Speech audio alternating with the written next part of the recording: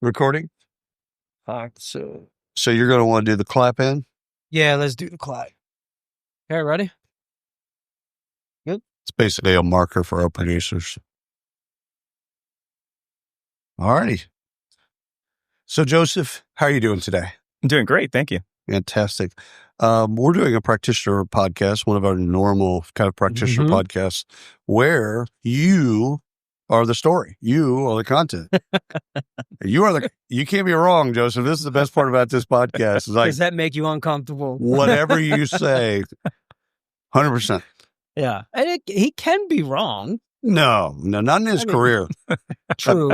I mean, he can be reflective. Reflective. Yes. Yeah. I mean, I've made some bad choices in my career. But those were your choices. Those were my choices. Those were your choices. So, Joseph, would you do us a favor and introduce yourself in the context of just tell us what you're doing now, lightly. Yeah, absolutely. First of all, call me Joe. Oh, Joe. If you would. Yeah. But yeah, I'm the head of talent development for a large grocery company on the West Coast. We head up training, leadership development, succession planning, performance, employee engagement. And how large? What do we? The company's 25,000 people, about 390 stores. Okay. My team is about 20 people. Okay. And any target market? Are we like at a Whole Foods or Piggly Wiggly? Like where are we? Ish. There's 3 different grocery banners under the major banner. One of them is a B2B, like like a Costco mixed with a grocery store kind of model. Right. And then the other 2 are highly Hispanic focused. In Texas, we have Fiesta. That is one of them. No, there way. you go. That is one of the banners. They have the best cakes. Yes. Seriously, if I'm gonna get a sheet cake, I go to Fiesta. That is. I feel like we need to play 20 questions now to get the other 2. Fiesta is the bomb. I mean, you can go to a gourmet, whatever, blah, blah, blah, blah, blah. You go to Fiesta and get their sheet cakes. And That's of course, awesome. it's affordable. Yes. That's wonderful. Yeah. That's a great brand. Yeah, Wow. absolutely. The other 2 are Smart and Final and El Super. Okay. I can say that much. Yeah. Okay. So let's learn a little bit about your background. First, tell us, how did you get into talent acquisition? You didn't just, did you choose talent acquisition? No, he's in talent management. Talent development. Talent development. Mm-hmm. Did you choose this field or did you fall into it? Give us a story. I did not choose even being in the grocery industry, to be honest. It shows you. Is this a Tupac deal? Are you about to Tupac? Yeah, I choose Thug Life. No, I did not choose to be in talent development. I landed there. Yeah. I started a long time ago. In 1991, I started as a cashier at Smart and Final. Me too. Albertsons. Yeah. Yep. See? And I fell into it. I had a gentleman that had mentored me my entire life. And when I turned 18, he handed me an address and he said, "Son, it's time to get a real job." And I showed up at the address and got hired. Well, there you go. I had no intention of being in the grocery industry. Even then, I was going to college to do something totally different. Completely different. So when you were cashiering, did they have you on it back then? Because I was a little earlier than you, but they had us on speed tests. So the fastest checker got like an award. Like we got a bonus or some type of deal. Like, they kept up with your speed. Did y'all have that? They did keep up with our speed, but we didn't have scanners.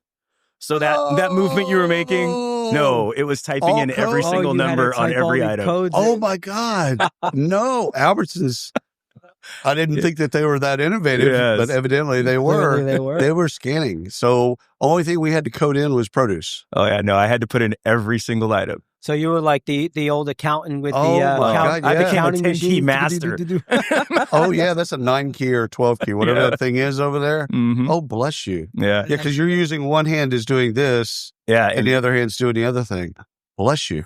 Wow. That's hard work right there. We have a store called Produce Junction by us. Okay. And produce store's small, but they've got a lot of locations. Right. And they don't have registers. Well, they have registers, but they don't have like scanners or registers that you would think of. And they literally just have a calculator. And if they use the calculator, you're lucky. They just know the prices. And it's like wow, 2, 4, and everything's even. There's no change. So it's $2, $3, $1, whatever it is. I don't hate that. That's efficient. And they add up and you give them the money and you go. And I can never do that. But I guess if you're doing it and it's $2, $3. You can. Yes. If you're doing it 8 hours a day on a Saturday and it's nonstop busy, you figure it out. You figure that stuff out. Yeah. I wish we had a calculator to just watch him. Joe, you'll laugh. Because back then, I would basically when my friends came in to buy beer, I would put my hand or finger over the UPC and I'd go beep, beep, beep. Have the statutes run out on this? Are we going to get pulled off the show? To fake out all the other people that were buying stuff. And at the end of it, I'd look at my best friend, like he's just going out to the parking lot. So I that's $5, sir. Like, all right, $5 just went into my pocket. I'm like, yeah, I love it. Statute of limitations has definitely run out on these things. We're good. So high school, what was the dream? Obviously, you got into the grocery business. That was your get out of the house job. That was right out of high school. Yeah. But he was going to college. Yes. Yeah, he was taking classes. At least. Yes, I was. I was a jazz musician out of high school. Well, you still are. You can't say was. You always a jazz I will musician. always be a jazz musician. There you go. But I was going to be a famous jazz musician. Oh, there we go. I went to college on a scholarship playing saxophone. Wow. I spent some time, playing in trios and clubs around Orange County. Okay. For a couple of years when I started college. I didn't really pay much attention to college. I paid more attention to playing music and 100%. And doing other things. And my college was nice enough to ask me to leave after 2 years. 100%. Because I didn't really go to class. Accounting. You have economics. so much skill, Joe, but I think you're better served. Yeah. We can't support you. This is actually a development issue. In the sense of like if he would have attended Berklee School of Music in Boston, he wouldn't have had to take biology or economics or accounting or whatever. Exactly. It's like you could just focus on the sax. Yeah. What type of sax were you? Because I was a trumpet. Tenor saxophone. Tenor. Yep. What's the one that's the super sexy one? The tenor. Yeah. Without a doubt. Yeah, that's like the guitar. I feel like there's a moment right here. No. Yeah. In brass, there's certain instruments that, have a smoother sound. They attract. Yes. Like the guitar player on that side, that's one thing. Bass players, I don't know how it works for them. They're just cool. They're just cool. Yeah, they're just cool. Drummers, same thing. But it's the tenor sax. Yes. The bass guitar players, they sound good on stage because you can hear the line. Yes. Boom, boom, but boom, I follow some people on Instagram where they're bass players because it's just, for whatever reason, I follow them, but they're jamming out. I'm like, that's not, doesn't sound good. You're just keeping us in rhythm. Yeah. You're not supposed to do jamming. You don't need solo. Although the stand-up bass, those can be cool. Wow, those are that's actually kind of cool. I don't hate that. I mean, it's a different bit. Yeah. But I do think that's a cool instrument. For sure. Trumpet, who were you? Well, first of all, I'll tell you, who were you inspired by? If you go back to one, because I know that you had many influences, but Coltrane without a doubt. 100% me too. Without a doubt. God. Yeah. I could nonstop listen, just put it on repeat and we're good. It puts you in a good mood. And I love jazz. I mean, jazz, especially with great musicians that can play off of each other. Yeah. It's like improv comedy. Yeah. It's a similar elements. It's like one gal starts doing a bit and then all of a sudden the next person expands that bit. Next person takes it to somewhere else. And it's the yes and. That's all they're doing is passing it to each other. 100%. Yeah. That's awesome. Yeah. So after the college, I would say unceremoniously, asked you to... I'm sure they asked him in a nice way. They called him in and they said, Joe, let's have a conversation. You don't have to go home, Joe. You just got to get the fuck out of here. Joe, you don't have to go home. Just you can't come back on campus. Exactly. And we've locked you out of all the places that you had keys that to. scholarship you had. No. I bet y'all had great jam sessions. We did. I was at Cal State Fullerton, and at the time, Cal State Fullerton was one of the best jazz schools, at least on the West Coast, for sure. And so we had some great musicians. Wow. And you just stop in. That's the best part about jam bands is you just stop in. It's like you wait until they click, and it's like, all right, let's go. Let's do this. So they let you go. Yep. What happens next? So I start investing in my job. because obviously I got to do something. Turns out. And so I was promoted. I became a night crew lead, and a deli lead, a freezer lead, all that kind of stuff. Eventually became a store manager. Yep. Okay. I did that job for 7 years as a store manager. Didn't love it necessarily, but I was good at it. A lot of people issues. Lot of employment issues. Yeah, exactly. And being judged by weekly numbers just drove me up a wall. Yeah. Year to date. Last year, all that stuff. It's like, okay. Absolutely. Yeah. But you can be really good at it and make a lot of money. That's 100%. the thing about the grocery industry. 100%. With no education at all, you can make a lot of money. Well, especially if you have back then, especially if you have a percent of sales. Yes, exactly. Right? So you have a salary and you get a percent of sales. Boy, you care about sales. Yeah. You care about every end cap. Yeah. You care about every display. Absolutely. Yeah. Well, today, we talked about this on one of our previous shows. Walmart. They're just their store managers now are mid 100s. Mm-hmm. Absolutely. And easy. For the what they call them regionals or something. Regionals. They're 300 plus. Well, you go district for Walmart in particular. You go store manager, district, regional. Okay. Yeah, it's... Yeah. It was like managing 2 or more, whatever. It was like district. $300K. 100%. That's like, that is nuts. And I understand why. Yeah. That was the path I was on. So I had a... Instead, he chose the podcast. I did Albertsons, and they stole me. Walmart stole me. Oh, wow. So they one of the guys comes through, he's at a different store, and he goes, "Hey, man, you're good here. Like, I love what you're doing. Come work at Walmart." And literally recruited me. And so I went to Walmart, did an interview, put me on the thing. And then I started, after cashiering for a little while, I then did customer service. So I ran the front. Yeah. And then, from there, it's the same stuff. Go to the floor. Yeah. I did night for a year and a half of my life. I ran night crews. Oh, yeah. Ooh, you talk like that's as close. Jam. That's a different world. That's as close to prison as I ever want to be right there, because it is gangster. The fact that you haven't ended up in prison. Oh, dude. All these years I've known you is... Everyone's, back then, Jolt Cola, meth, and box knives. So, put these things together in not a dangerous way. Caffeine, the most caffeine you can have, meth, and box knives, and a deadline to be off the floor. Exactly. Wow. Yeah. Dangerous. Yeah. Dangerous. Very dangerous. And we were open 24/7. So we still have customers to be working around. Oh. Yeah. Since COVID, they stopped that 24/7 bit at Walmart? They not where I live. Oh, no, they're not. They close it at 11 o'clock now where I'm at. Oh, yeah. It's unfortunate. I like the 20. It's a different person in the store. At 1 a.m. at Walmart. Yes. That's 100% true right there. Walmart. You ever see the online socials, like the people of Walmart? Oh, yeah. I just want to be that person. It's like, you want to dance like no one's watching. I want to be the people of Walmart and just not give a shit. Oh, yeah. No, you got to be rich enough. So you just go in there just like a robe. Just don't care. Just don't care. Oh, someone's going to take a picture? Come down in our robe from the wind and just walk Walmart. Just go. Well, the thing is that's always been that way, because it started as Ben Franklin. Sam started it with 4 Ben Franklins. One led to 4, and then he built Walmart. Mm-hmm.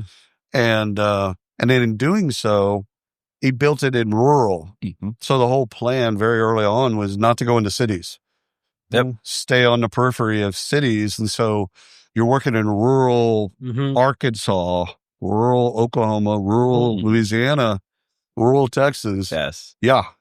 Turns out it's different in rural. He built the customer base specifically for, But we came to talk about Jim. Yeah. We're talking Walmart. Well, first of all, I love everything. Everything. Jazz, groceries. So far. I'm down. So far we're in. Yeah. Oh, yeah. There's got to be something bad. Check. Yeah, you went through the progression, though. So through the company, you just start doing something. You're a store manager. Yeah. So at one point, someone says, okay, enough of that. You need to come to corporate. Yes. So I was managing our store in Fullerton. Yeah. And it just so happens that the senior VP of HR shopped at that store. Because he lives in Fullerton. And every Saturday he would come in and I was that store manager who complained about everything. So when he came in, I would just unload on him about all the things I thought the company was doing wrong. Of course. Dude, I'm just here for my bananas. Back off. I was all over it. What's great about this is it's going to turn around and say, well, come fix it then. Come fix it. Which is exactly what he did. He said, you know what? I don't know if ops is where you should be. Yeah. There's an opening to be our regional HR manager for our supply chain group. I really think you should apply. And so I did. And I ended up supporting our warehouses for the next 5 years as the regional HR manager. Now that's different. Different. It's a different employee, not customer facing. Completely different employee. Did you have automation like robotics or not robotics, but okay. None. None. Oh, no.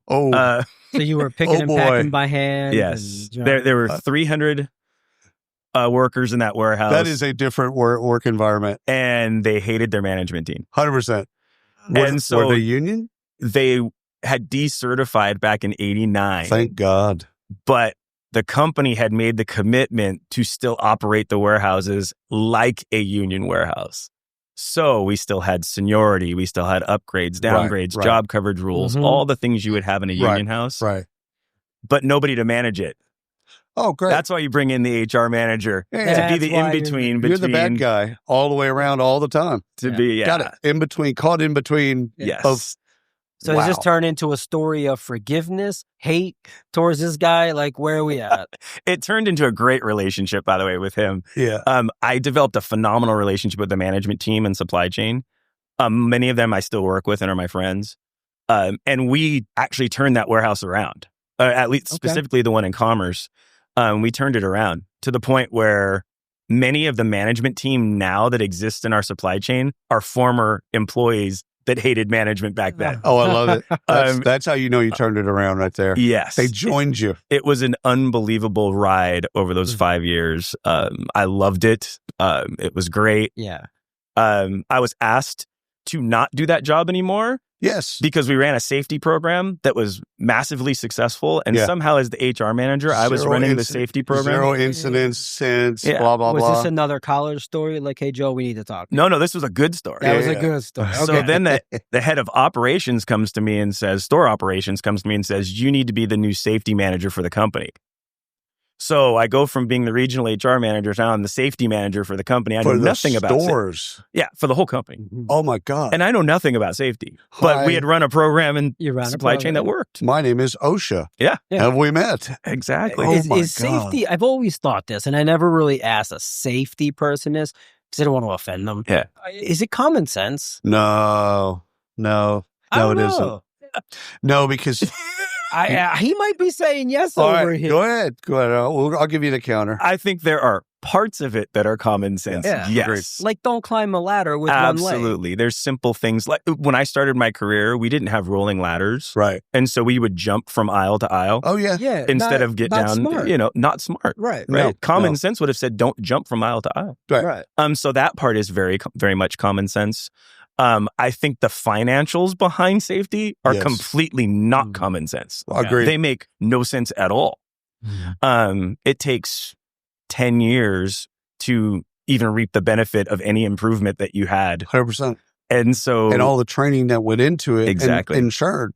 So if you're training let's go back to the night crews. Yeah. If you're changing a night crew and you're turned, you've trained them on close your box knife when you put it in your pocket. Yes. Right? Okay, we did that training session. Everybody got it. And all of a sudden, a third of that group is now gone a year later. Yes. But you've given them life skills. Yes. But some of it, and this still happens to this day, which drives me crazy, is people shop for cases. So they'll spill something or somebody else will spill something. It'll be a wet all. Yeah. You have and all of a sudden somebody will fall and legit hurt themselves and all that stuff. But it's all contrived. Yes. It's insurance fraud. Oh, yeah. Right? And it's safety fraud, but you don't get to play the other side of it. Unless you got it on video and unless you can prove. No, this is actually this. Then you can go criminally after them. But, it's like loss prevention. You can catch somebody, but what are you gonna do? What are you gonna get?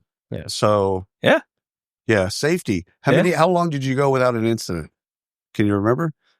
Before I was the head of safety, when I was doing it in supply chain, we went, I think it was 180 days once. Half a year. With no incidents in a warehouse. Oh my God, that's unheard of. It was unbelievable. Yeah, no, that's not real. And then the guy who took the role after me reaped all the benefits because I said it takes many years for the finances to come back. Yeah. I was only in the role as company safety manager for 1 year. At the end of that time, I had a huge opportunity to go to USC. The company sent me to USC for a semester. So I went to school for a semester, got paid my salary, but went to school full time, lived on campus, the whole shebang. Oh my God. What did they send you for? It was a special program called Food Industry Management Program. Okay. Right. And basically every one of the big grocers sends one person every year. Right. And so it was a class of 30 of what they would call the quote unquote best and brightest, I guess. Right. From these different grocery companies, all in studying together for a semester in the master's program at Marshall School of Business at USC. That's a great school. Yeah, it was wonderful. And that was kind of where my life changed. I mean, honestly, I got in an argument with a professor one day who he got up in front of the room and he said, "What's the most important thing in business?" And it starts with a P. We're going to say profit? He said profit. I said people. That's right. And you're both right. An argument ensued. And you can't have one without the other. The entire hour of that class was he and I arguing and my classmates telling me to stop arguing with him. Because they want to learn something? Yeah, we just kept at it. And after the class, I sat down with that professor and we had a conversation. And to your point, you can't have one without the other. Sorry. But that discussion made me realize where my personal focus was. Right. And that moment clarified everything for the rest of my life. Right. Was that, yes, I want to generate profit, but I want to do it through people. Right. And so everything I'm going to do going forward from this point is going to be about how do I get people to be the best they can possibly be. Oh my God. And that was my moment. That's where you got into development. Yeah. So my last project at USC was to write a 5 and 10 year plan. It's like a 35-page paper that we had to write. Yeah. I gave it to that same SVP of HR who promoted me in the first place. He read it and he goes, "That's your new job. Thanks. Welcome back." And I literally wrote my job description? I wrote my job. No joke. Would you have changed it any if you would have known that? No. It was perfect. Oh my God. And so I ended up in the talent development team. The head of talent development was an amazing woman. She was my mentor. I headed up the company's first employee engagement program. So the first one to ever do surveys or anything like that. Started developing leadership programs. And then that was in 2012. 2019, that same mentor of mine retired. And I was promoted into her role. Same company. Same company. Probably that's just great succession planning too. Yeah, it worked. It was amazing. And I feel very fortunate. And so now, as I look at talent development, we've had this conversation about my story, right? And a lot of this is accidental. Oh yeah, it's hard work. Yeah, you have to put in the hard work. Sure. But then a lot of these things just kind of happen. Yeah, and it's like, so how can I create an environment where those things happen intentionally? Right. So how can I create paths for people where intentionally they go from cashier to vice president? Right. How does it happen? Right. Yeah. And so that's what my team really focuses on now is kind of this idea of how do we create career paths for people to where they can see. Yeah. I came into the grocery industry. Yeah. I was a bagger or whatever the bit was. Yeah. I always felt like when the executives told me, all right, they tell their story of, well, I started as a bagger and now look at me, you can do it too. Right. Everybody's situation is different. Right. It's never the same. And 100%. It's just impossible for every bagger, every checker to become an SVP somewhere. 100%. Right. And not because they're not good people. No. Right. Opportunity doesn't always exist. Exactly. In that same... also, and to your point, Ryan, it's also not in their head. Like when I was that age, when I started checking and bagging, all that type of stuff, I wasn't thinking career or any of that other stuff. Without a doubt. But it would be nice if somebody else was thinking that for me. Right. Yes. And then giving me opportunities. And they're also thinking at that age, at 19 years old, they're looking at someone who's 45 and 50, who's been here for 30 years saying, what a loser. Like, that's how they're thinking, right? That's how I thought. Yep. Like, I've been here for 30 years. What? I think that in industry, the grocery and retail industries, it's work ethic goes a long way.